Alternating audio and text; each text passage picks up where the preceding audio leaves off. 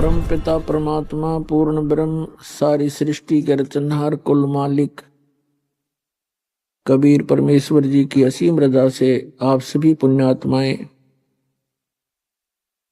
परमात्मा की महिमा सुनने के लिए उपस्थित हुए। सत्संग में आने से प्राणी को ज्ञान होता है कि आप कौन हो, कहां से आए हो,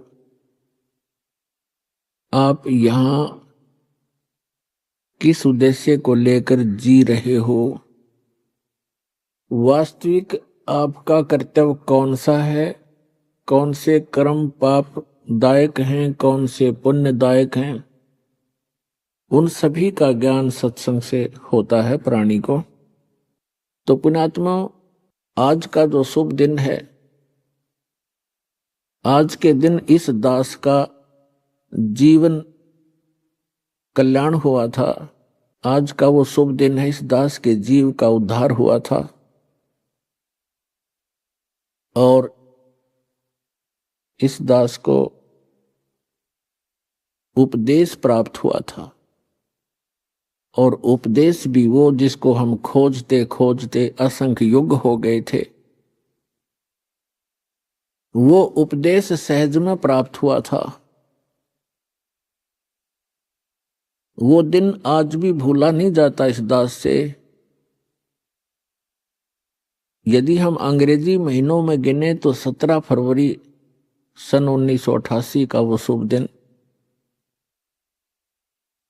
और वैसे अमावस्या थी। अमावस्या का दिन फाल्गुन अमावस्या थी, जो आज फाल्गुन अमावस्या है। ये शुभ दिन और इस समागम के अंदर एक दो विशेषताएं हैं। एक तो दास का आध्यात्मिक जन्म हुआ। परमात्मा की वाणी में लिखा है कि जिस दिन सतगुरु भेंटिया सो दिन लेखे जान, बाकी जन्म गंवा दिया व्यर्थ गया बिना गुरु के नाम। जब तक आपको उपदेश नहीं मिलता मनुष्य शरीरधारी प्राणी को, तब तक आपका जीवन मनुष्य का नहीं है। अन्य पशु पक्षियों जैसी ही हम क्रियाएं कर रहे होते हैं, वो मनुष्य जीवन नहीं है। जिस दिन से आपको गुरु प्राप्त होता है, सच्चा गुरु, सतगुरु और सत साधना, उस दिन आपकी आत्मा का जन्म समझ लो, पुनर्जन्म, आपका मानव का जन्म स्टार्ट होता है। जिस दिन सतगुरु भेंटिया सो दिन लेखे जान, और बाकी समय व्यर्थ गया, गंवा दिया बिना गुरु के ज्ञान। तो दास को ये उपदेश प्राप्त हुआ, ये वो शुभ दिन है। और दूसरा इस समागम का महत्व है कि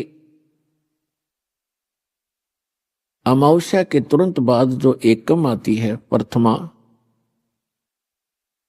उस दिन सन 1997 में इस दास को परम अक्षर ब्रह्म पूर्ण परमात्मा सत्य पुरुष कबीर देव जी ने दर्शन दिए और इस समय को जो कि उन्होंने निर्धारित किया हुआ था, उसको बताया कि सार्थक समय है, अब इस सार नाम का दान करना प्रारंभ कर दे।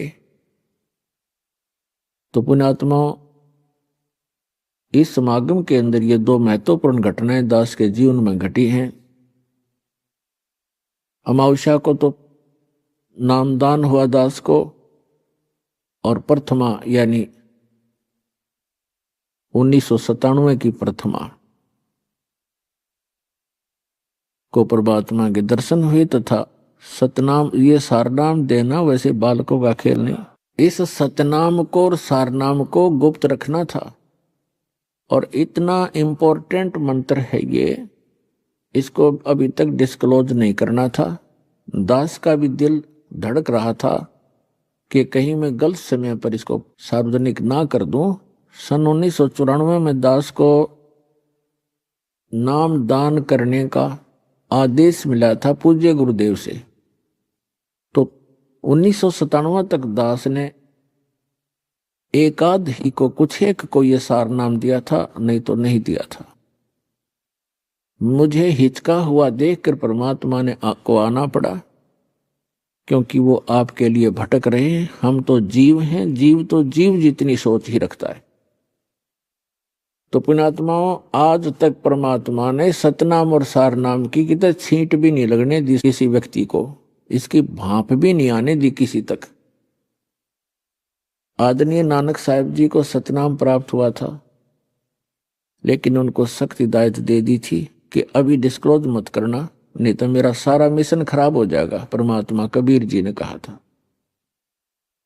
ऐसे आदरणीय धर्मदास साहिब जी को परमात्मा मिले थे, सचखंड सतलोक लेकर गए थे, फिर उनको सतनाम और सारनाम प्रदान कर दिया था, प्रथम मंत्र भी दिया था। उनसे भी प्रतिज्ञा करा ली थी कि धर्मदास मेरी लाख दुहाई, ये मूल ज्ञान की तबार ना जाए। फिर कहा कि धर्मदास मेरी लाख दुहाई, ये सार शब्द कहीं बाहर ना जाए।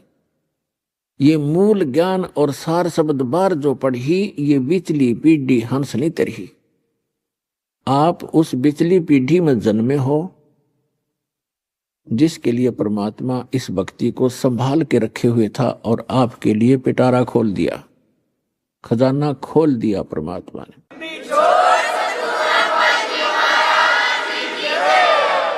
आदरणीय गरीबदास साहिब जी को परमात्मा मिले, उनको कंप्लीट स्पिरिचुअल नॉलेज उनके अंतःकरण में फीड कर दिया, उन्होंने फिर वो लिखवा दिया। लेकिन गरीबदास साहिब जी ने किसी को भी ये मंत्र नहीं दिए सतनाम और सारनाम, केवल एक संत को दिए थे। उसको ऐसी प्रतिज्ञा कराते रहे कि आगे किसी को बताना नहीं, आप जाप करो। केवल एक संत को बताना है, उत्तराधिकारी आपका। तो वो परंपरा चलती चलती मेरे पूज्य गुरुदेव जी के पास आई, उनसे आगे इस दास को प्राप्त हुई, जो आज परमात्मा ने इस बीज को बखेर दिया और पूरे विश्व को ये नाम अब देने का आदेश है।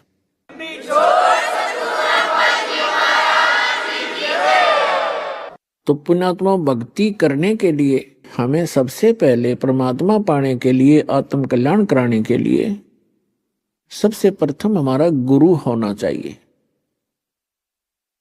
परमात्मा कहते हैं, गुरु बिन माला फेरते, गुरु बिन देते दान, गुरु बिन दोनों निष्फल हैं, चाहे पूछो वेद पुराण। पूर्ण संत के बिना, सतगुरु के बिना यदि आप जी नाम जाप भी करते हैं और कोई दान धर्म भी करते हैं, वो आपका व्यर्थ है। फिर उदाहरण देते हैं कि राम कृष्ण से कौन बड़ो, उन्हों भी गुरु कीन, और तीन लोग के वे धनी, गुरु आगे अधीन। परमात्मा हमें याद दिलाते हैं कि गुरु के बिना यदि कोई साधना करता है वो व्यर्थ है, दान धर्म करता है वो भी व्यर्थ है। फिर उदाहरण देते हैं कि कोई अपने आप में ये समझे कि गुरु की शरण में जाना आवश्यक नहीं है, तो आप जी यानी विशेषकर सनातनी लोग, हिंदू धर्म के व्यक्ति श्री राम और श्री कृष्ण जी को सुप्रीम पावर मानते थे। तो परमात्मा ने उन्हीं का उदाहरण देकर बताया है कि राम कृष्ण से कौन बड़ो, उन्हों भी गुरु कीन, और तीन लोग के वे धनी, गुरु आगे अधीन। श्री राम और श्री कृष्ण जी ने भी गुरु धारण किए। तो आप अपनी सतीथि से परिचित हो जाना कि आपका कैसे गुजारा होगा, आपका निर्वाह कैसे होगा बगैर भक्ति, बिना गुरु बनाए और भक्ति किए। उन्होंने भक्ति की, उन्होंने गुरु भी बनाए, आप जी जिनको भगवान मान रहे हो। तो पुण्यात्मा, बुद्धिमान को संकेत पर्याप्त होता है। परमेश्वर कबीर जी ने कहा था कि तीन लोक सब राम जपत है, जान मुक्ति को धाम। और वशिष्ठ मुनि ने श्री राम को दिया ओम नाम। क्या बताते हैं कि आप जी तो श्री रामचंद्र जी पुत्र दशरथ जी को एक भगवान मानकर उसकी पूजा करते हो, और कहते हैं तीन लोक सब राम जपत हैं, रामचंद्र, श्री राम, सीताराम, और जान मुक्ति को धाम श्री राम वशिष्ठ गुरु कियो, और उनको भी दीनो ओम नाम। रामचंद्र जी तो ओम नाम जप पर, तुम राम राम जपो, देख दो अगली बात तुम्हारी। कबीर साहब कहते हैं देखो देखो भाई अकल का टोटा, ये अकल का टोटा न्यों बताया। तो पुण्यात्मा, आप जी को जब इस गंदे लोक का ज्ञान होगा, आप जहां रह रहे हो, आप जिस माया रूपी सर्प को पकड़ने के लिए सारा जीवन बर्बाद कर देते हो, ये माया रूपी सर्प आपको खा जाएगा। लेकिन परमात्मा की शरण में आने के बाद आपको ये सर्प मिलेगा, लेकिन इसके दांत निकाल दिए जाएंगे। ये परमात्मा आपको धन देगा, आपको एक नंबर से धन देगा, क्योंकि फिर ये आपको डसेगा नहीं। दो नंबर से कमाया हुआ धन आपके लिए सर्प बन जाता है, और एक नंबर से कमाया हुआ और दान धर्म के द्वारा प्रतिफल से प्राप्त किया हुआ धन, उस माया के फिर दांत निकाल दिए जाते हैं, वो डसती नहीं। तो आपको ऐसे तरीके से धनी बनाया जाएगा, फिर इस माया से परिचित कराया जाएगा कि सर्व सोने की लंका थी वह रावण से रणधीरम, एक पलक में राज बिराजी जम के पड़े जंजीरम। इस माया ने के चाटांगे जोड़ जोड़ के दर भी दी, यहाँ पर हम चले गए, पाछे में हमारी सी निकम्मी संतान पैदा हो जा, वो पाप कर्म तो हमारे पल्ले लिखे गए, और फूकेंगे वो बाद वाले। बच्चे की किस्मत वो साथ लिखा कर लाता है, उसको उतना ही मिलेगा।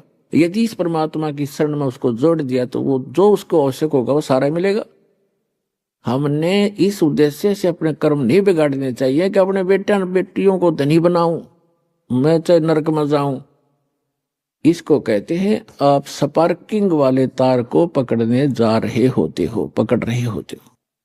परमात्मा कहते हैं कि सतगुरु के उपदेश का लाया एक विचार, यदि सतगुरु मिलते नहीं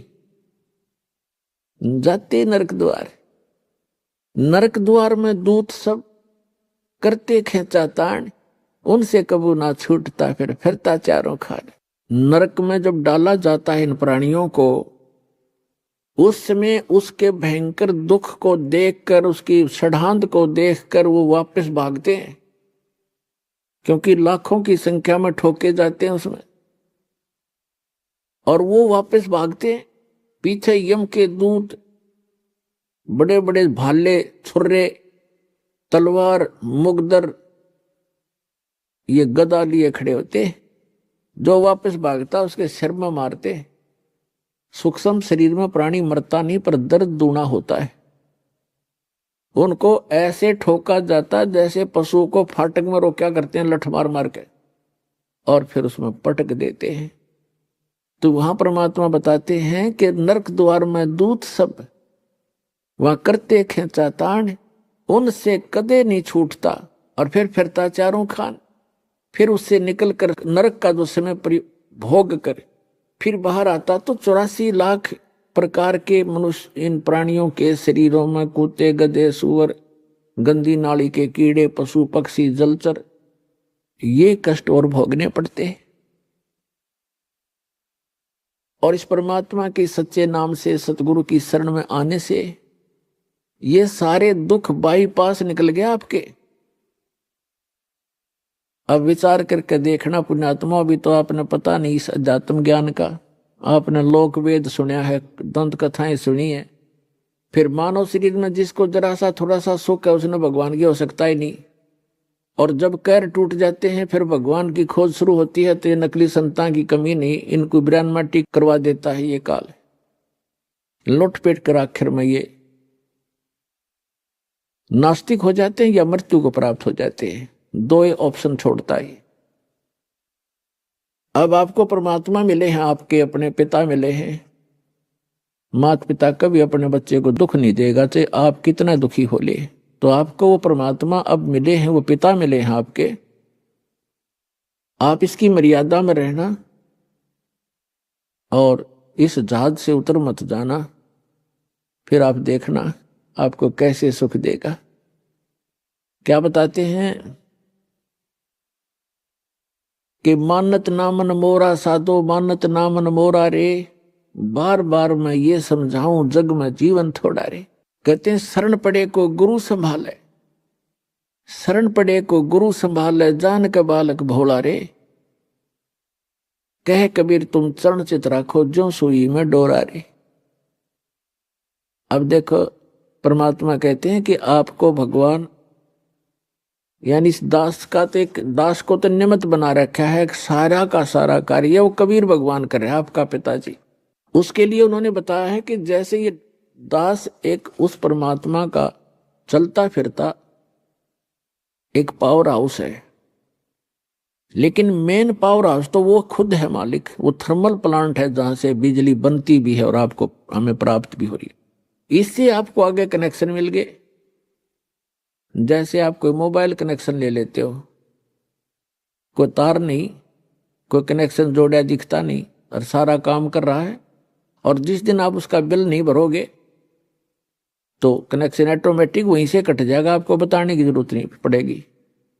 तो इस प्रकार ये दास एक चलता फिरता परमात्मा की पावर का एक समझ लो पावर हाउस, और इससे जिसको कनेक्शन मिलेगा उसके घर में वो पावर आएगी, उस परम पिता की थ्री फेस की। और इसकी जो मर्यादा में रहना और इसका टैक्स आप भरते रहना, यानी आपकी मजदूरी करते रहना, दान धर्म करते रहना, या नाम की मजदूरी, राम नाम की कमाई करते रहना, तो आपका कनेक्शन ठीक रहेगा, तो पावर आपके घर पे आपका काम करती रहेगी।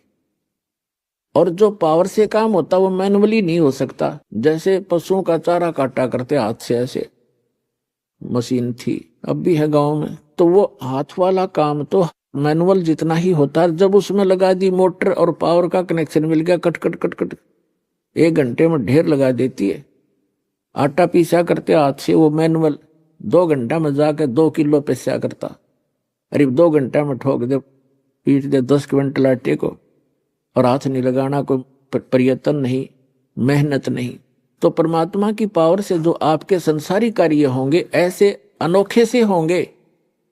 आपको अभी तक पावर का कनेक्शन नहीं मिला था, उन नकली पावर हाउसों से तुम कनेक्शन लिए बैठे थे, जो किकर के लटकर तार बांध रहे थे अपने, और कहे थे पावर हाउस जितने भी संत और महंत और ये आचार्य और शंकराचार्य। तो सौभाग्य आपका कि आपको उस पावर का कनेक्शन मिल गया। फिर इस पावर के काम देखियो आप, ठीक है, ये अदृश्य कार्य होते हैं। इस यहाँ की भौतिक पावर का हमने अलग से दिखाई देता, पर ये भी कुछ दिन में आपने न्यारा दिखाई देगा। आप कल्पना भी नहीं कर सकोगे, ऐसे सुख देगा आपको। और आप किसी को बताओगे, आपको शर्म आओगी कि जान दे नाटेगा और मन झूठा बनाओगा, एक झूठ बोल रहा है, और आपका कलजा फटन न हो रहा होगा, किसने बताऊं।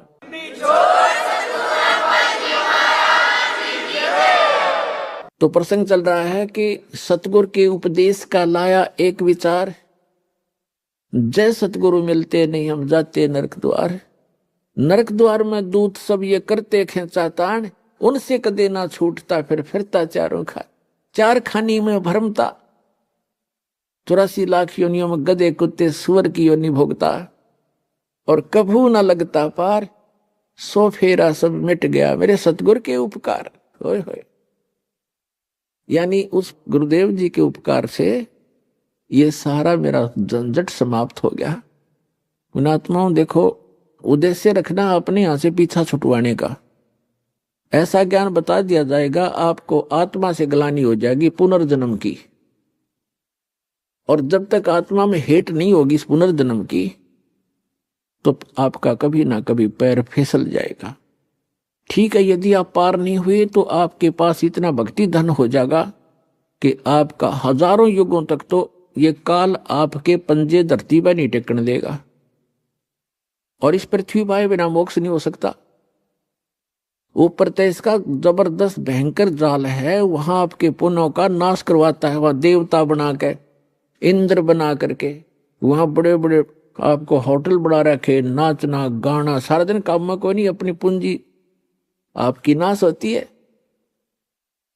वहां ऐसे ऐसे इसने जुगाड़ जोड़ रखे और आपके ही कमाई से अपना यो धंधा चला रहा है, यो 21 ब्रह्मांड चला रहा है। आपके पुनों का 10%, किसी रेस्टोरेंट में इसने 15% और किसी में 25% की कटौती यानी कमीशन रखा है। उस कमीशन से ये काम चला रहा है। ये तो भिखारी है उस भगवान के आगे जिसको तुम भगवान मानकर पूज रहे थे ब्रह्म तक। तो पुण्यात्मा यहां परमात्मा बताते हैं कि सतगुरु की शरण में आने से आपके ये सभी संकट दूर होंगे, जन्म और मृत्यु का रोग नाश होगा। इसमें प्रथम तो आपको बताया कि गुरु होना चाहिए, और गुरु भी सच्चा हो, सतगुरु हो। तो सतगुरु की जो पहचान आपको बता दी गई है, और जब तक सतगुरु नहीं मिलेगा आपका मोक्ष नहीं हो सकता। उसके बाद फिर दूसरा आता है कि नम्रता हो। सत्संग में जब प्राणी आवे तो केवल ये उद्देश्य रखे। कैसे? परमात्मा कहते हैं संत मिलन को चालियो तज माया अभिमान, जो जो कदम आगे रखे वो हे यज्ञ समान। संत मिलन को चालियो तज माया अभिमान, और जो जो कदम आगे को रखे सो सो यज्ञ समान। अब जैसे आप यहां आते हो, आप चाहे कितने धनी हो, कितने आप उच्च पोस्ट प्राप्त हो, चाहे यहां का प्रधानमंत्री हो, चाहे पूरी पृथ्वी का राजा हो, परमात्मा के मिलने के लिए जब चले यानी सतलोक आश्रम की तरफ जब चले, कहते संत मिलन को चालियो तज माया अभिमान। और जो जो कदम आगे को रखोगे फिर माया अभिमान से लैस होकर के, रहित होकर के, एक आत्म रूप में, एक दास रूप में आप इधर को प्रस्थान करोगे। आपके एक कदम के रखने की कितनी वैल्यू बताई है, कितना पुण्य होगा आपको। एक अश्वमेघ यज्ञ के तुल्य आपको एक कदम का पुण्य होगा।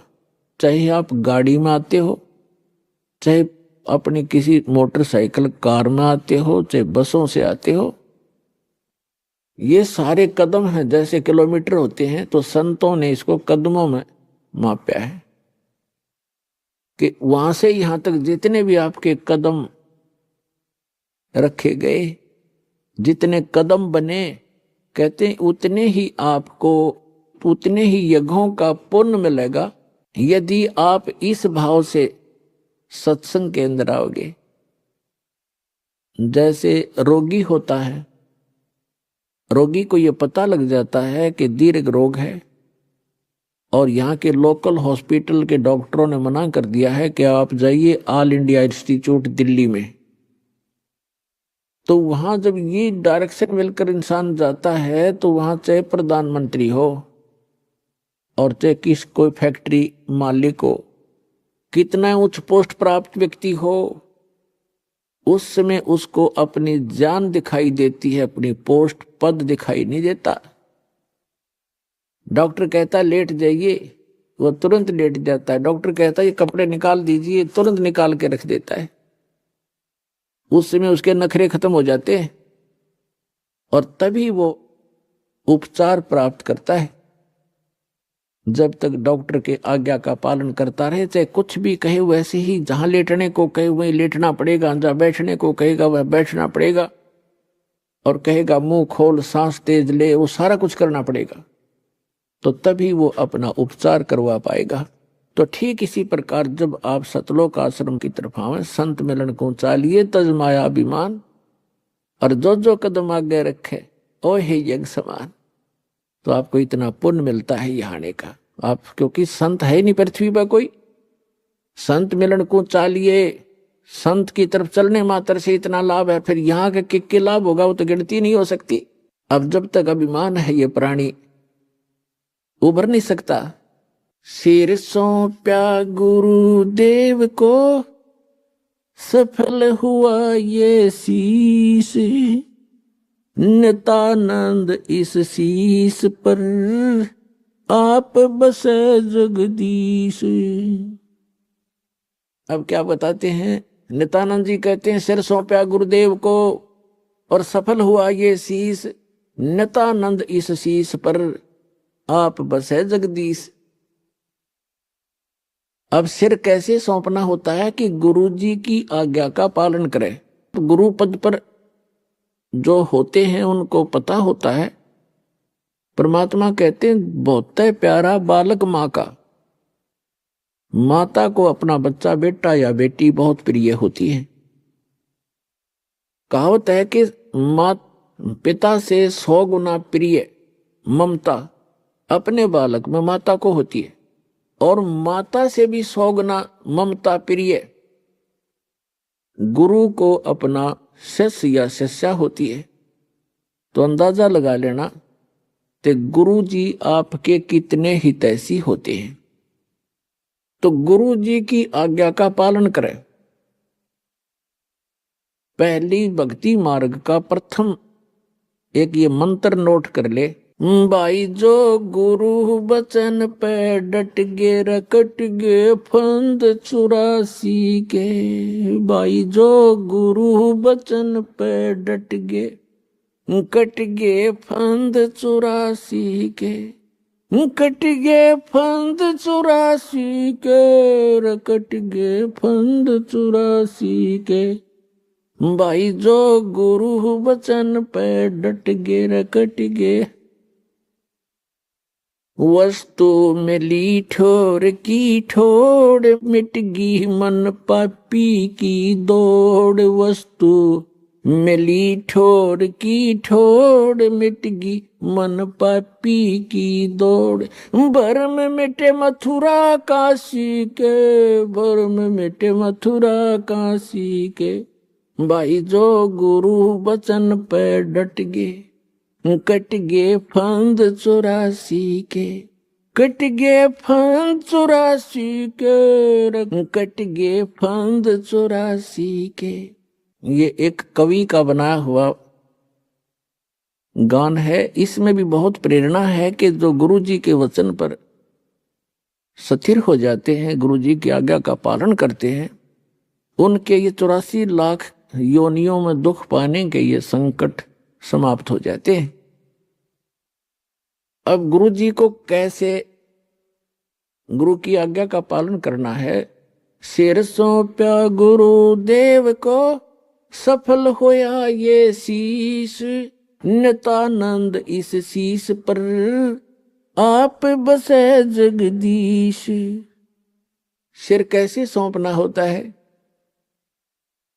सिर काटना नहीं, गुरु जी के आज्ञा का पालन करना ही सिर सौंपना होता। एक गुरु जी थे, उनके 4-5 शिष्य थे, आश्रम में रहते थे। रोज ही प्रतिदिन शिक्षा यही दी जाती है। प्रत्येक गुरु जो होते हैं ये 5-4 फार्मूले पक्के सिखाता है चेलों को, और ये ही कारगर होते हैं।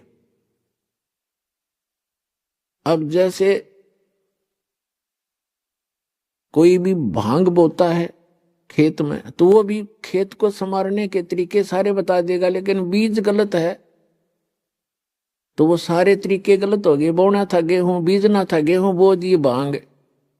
ये तो बाद में बताऊंगा, लेकिन जो प्रसंग चल रहा है उसी को आगे बढ़ाते हैं। एक गुरुजी थे और वो अपने शिष्यों को शिक्षा देते ही रहते हैं, जैसे प्रतिदिन सत्संग के माध्यम से या वैसे भी टिप्पणी करते हैं, बैठते हैं जब बच्चे, अच्छी शिक्षा देते हैं। एक दिन गुरुजी ने कहा कि देखो भाई, जो गुरुजी की आज्ञा पालन नहीं करते बच्चों, वो कभी सफल नहीं होते, उनको घोर पाप लगता है, उनकी भक्ति नाश हो जाती है। सब शिष्य बैठे हैं, गुरुजी बैठे हैं, वो वहां बैठे बैठे सुन रहे हैं, जी गुरुजी बिल्कुल सही है। तो गुरुजी ने कहा कि मेरा एक आदेश है कि तुम मेरे सिर में अपने 5-5 जूते मारो। और ये भी शिक्षा दी जाती थी, गुरु मानुष कर जानते ते नर गए अंध, महादुखी संसार में आ गए यम के फंद। गुरु को परमात्मा के तुल्य मानना चाहिए। अब उनके सामने धर्म संकट खड़ा हो गया। गुरु जी की आज्ञा का पालन नहीं करें तो भक्ति का नाश हो गया, और गुरु जी की तरफ हाथ कर दिया तो कट जाए वो हाथ, इससे अच्छा था। तो उस गुरुदेव ने कहा, मैं क्या शिक्षा दे रहा था तुम्हारे को, बस ऐसे भक्त तो मेरी आज्ञा का पालन नहीं कर रहे। नीची गर्दन कर ली। एक खड़ा हुआ, अपना जूता निकाला, गुरुजी के पास आकर बैठ गया और अपने सिर में 5 जूते मारे, मट्टाए मट मट्टाए मट। तब गुरुजी ने कहा, भाई डंडी मत मारे, तेरे सिर में नहीं मेरे सिर में कहा था मैंने। तब उस चेले ने कहा कि गुरुदेव, इस दास का शीश भी तो आपका ही है, क्या इसको आप दूसरा मानते हैं? तो यहां गुरुजी बोल नहीं सके।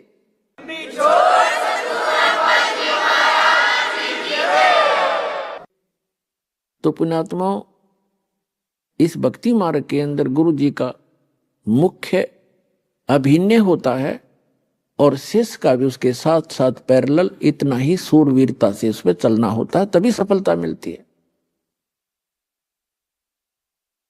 अब उसके बारे में आपको बताते हैं, गुरु की जी के साथ कैसे रहे, कैसे बोले, कैसे बतलावे, कैसा व्यवहार करे निष्कपट भाव से।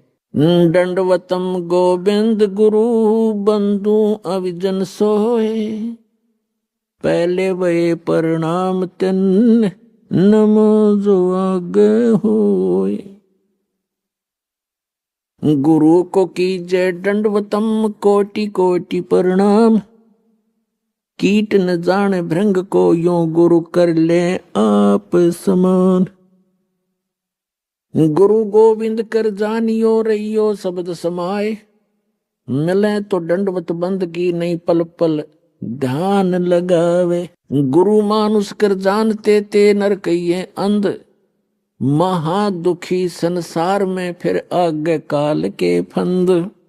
कबीरा ते नर अंध हैं गुरु को कहते और, हरि के रूठे ठोर है भाई गुरु रूठे नहीं ठोर।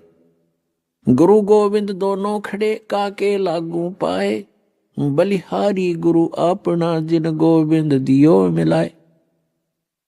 अपने आत्माओं कितना महत्व है सच्चे सतगुरु का, कि जैसे उदाहरण आपको बहुत बार दिया है, जिस व्यक्ति के ऊपर आपदाएं आती हैं वो स्वयं स्वीकार करता है और कहता है कि मेरा राम रूठ गया, मेरा भगवान रुष्ट हो गया, आज मेरे ऊपर दुख पर दुख आ रहे हैं। और जिसके घर सुख होता है उसको अन्य आम व्यक्ति ही कहते हैं इसका राम राज्य है भाई, इसका भगवान प्रसन्न है इसके ऊपर। तो पुण्यात्माओं, पुण्यों से सुख होता है, पाप कर्मों से दुख होता है। जिनके पुण्य समाप्त हो गए तो उनका राम रूठ गया, उनका भगवान रुष्ट हो गया, उन पर दुख प्रारंभ हो गए। तो जैसे आप खेत में कहीं मजदूरी करने जा रहे हो या कहीं पर भी आप एकांत स्थान पर कोई मटका पानी का भर के ले गए और सारा दिन पीते रहे, जब तक पानी चला तो नो प्रॉब्लम, और पानी जल खत्म हुआ तो हुई प्रॉब्लम, प्यासे मर जाओगे। पुनः उसको नहीं भरा तो कहां जाओगे? हैंड पंप पर गए, कुएं पर गए। हम यहां हैंड पंप लेकर चलेंगे जिससे एक सटीक उदाहरण बन जाता है।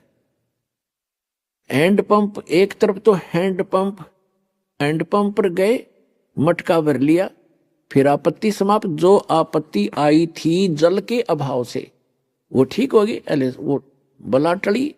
ऐसे ही जो पुण्यों के अभाव से आप पर आपत्तियां आ रही हैं, तो यही फिर राम नाम के पुण्यों का घड़ा फिर भर देंगे। कहां से? गुरु रूपी हैंड पंप पर जाना पड़ेगा आपने। तो ये समझ लिए गुरुजी हैंड पंप है और एक मटके में जल रखा है। एक तरफ हैंड पंप खड़ा है, नल है पानी का, एक तरफ मटके में जल भरा है। आपसे कोई कहे कि इस मटके में तो घड़े का भरा जल और एक तरफ नल, इनमें से कौन से को पसंद करोगे? तो इतना तो बेईमान होना ही पड़ेगा हमने भाई। नल चाहिए हमने तो मटके का तो पानी तो शाम तक भी खत्म हो ले, और हैंड पंप मत कितने भर ले मटके तो अभी खत्म नहीं हो। तो कहते हैं वैराग नाम है त्याग का 5 पति सोमा। ये जो काम क्रोध लोभ अहंकार मोह कहते हैं, अब इनकी दिशा बदल लो। बेईमान हो तो दान करने पे हो, बेईमान हो तो ऐसा बेईमान ना करे, ऐसा लोभ करे जो भक्ति मार्ग में आपको सहयोग देवे। कर्म फोड़न का बेईमाना लोभ करना अनुचित है। तो परमात्मा कहते हैं गुरु गोविंद दोनों खड़े, मटके में जल तो समझ लो गोविंद और नल समझ लो गुरु। इन दोनों में से कहते हैं किसके लागू पाए, आप उत्तर दे रहे परमात्मा, हमारी तो इतनी बुद्धि काम भी नहीं करे। बलिहारी गुरु अपना जिन गोविंद दियो मिलाए। धन है मेरा वो गुरु, वो नल का हैंड पंप, जिसने वो राम मिला दिया, जिसके अभाव से हम दुखी हो रहे थे वो पुण्य प्राप्त करा दिए। तो पुणात्मा परमात्मा कहते हैं गुरु मानुष कर जानते ते नर कहिए अंध, महादुखी संसार में आ गई यम के फंद। गुरु गोविंद दोनों खड़े किसके लागू पाए, बलिहारी गुरु अपना जिन गोविंद दियो मिलाए। कबीर हरि के रूठ से गुरु की शरण में जा, और कह कबीर गुरु रूठ गए फिर हर नहीं होत साए। अब जैसे आपका राम रूठ गया, आपके पुण्य समाप्त हुए, गुरु मिल गए तो रोज भर लो बाल्टी, दिन में 10-10 बार। और फिर कहते हैं यदि आप जी ने हैंड पंप खराब कर दिया, उसको मिस हैंडल करके, उसकी टेक केयर ना करके, रिस्पेक्ट नहीं की, तो आपका हैंड पंप खराब हो गया, यानी गुरु रूठ गए। फिर आपको वो सुविधा बंद हो जाएंगी मिलनी जो आपको हैंड पंप से मिलनी थी। तो यहां कहते हैं कबीर हरि के रूठता गुरु की शरण में जा, कह कबीर गुरु रूठ गए तो हर नहीं होत साए। अब फिर क्या बताते हैं, गुरु से ज्ञान जो लीजिए शीस दीजिए दान, भौतिक भोंदू बह गए राख जीव अभिमान। भौतिक भोंदुक बह गए राख जीव अभिमान। जैसे नित्यानंद जी कहते हैं ब्राह्मण कुल में जन्म था, मैं करता बहुत मरोड़, और गुरु गुमानी दास ने दिया कुबद गढ़ तोड़। ते सत्संग के हथौड़ों से, इस वचनों के हथौड़ों से हमारे अंदर जो गंध जमा पड़ा है अभिमान का है, तो उसको तोड़ दिया जाता है सत्संग की चोट मार मार के। अब क्या अभिमान इस प्राणी का, अब से कितना टीरी का खा पाक रहा हो, 1 मिनट में अधरंग मार जा, बांगा मुंह हो जा, माखी लकड़र बड़े लाल पड़े टपके उस अपलातून के। क्या अभिमान इस मट्टी का, अपना पीछा छुटावे, कर्म बनावे, विनम्र होकर सत्संग में आवे। और कबीर साहब कहते हैं ऐसी बाणी बोलिए मन का आपा खोए, और उनको शीतल करे आप भी शीतल होए। तो इसके लिए अपने अभिमान को त्याग कर जो आप बात करोगे, देखना सामने वाला आत्मा कैसे गदगद हो जाएगी। तो एक भक्त के बोलने का, उसके चलने और बैठने का, उसके नजर और देखने का तरीका नॉर्मल होता है, और तभी वो भक्त कहता है। एक वैसे बकवादियों की तरह चल रहा है, बकवादियों की तरह तस्मे लाओ और नो टेढ़ा देखे, उधर ढेढ़ आदमी है, भक्ति करता है चाहे ना करता है। तो सत्संग के अंदर आकर के सत्संगी कहला करके, भक्त कहला करके, उसमें भक्त वाले गुण स्वाभाविक बन जाने चाहिए, तो सत्संग से उनका ज्ञान होता है। तो पुण्यात्माओं, धर्म से ही दुख दूर होंगे, भक्ति से ही। भक्ति में सारी चीज इंक्लूड है, दान भी, सिमरन भी, नित्य नियम भी, मर्यादा भी। और जैसा भी आप दान धर्म कर रहे हो, यूं समझ ले आपने स्वेटर पहन ली, और उस स्वेटर उतारने से कोई लाभ नहीं होगा, और बढ़ाना पड़ेगा। आप जर्सी और पहन लो, और जुराब अच्छी मजबूत पहन लो, यानी धर्म को बढ़ावे, घटन नहीं दे। भक्ति बढ़ानी चाहिए, घटनी नहीं चाहिए, तभी आपको सफलता होगी। तो पुण्यात्माओं, आपका सौभाग्य है, आपको यथार्थ भक्ति मार्ग सुनने को मिला, और ये वो शुभ दिन है। आज के दिन दास का ये अध्यात्म जन्म हुआ था। दास के लिए तो ये एक सौभाग्य है दास का कि मुझे इस दिन भगवान मिले। आपके लिए भी वरदान सिद्ध हो गया ये दिन, कि आप तक भी परमात्मा का विज्ञान पहुंचा और आपको सही मार्ग मिला। इस पर डटे रहना, लगे रहना, औरों को भी समझाना। बोलो सतगुरुदेव की।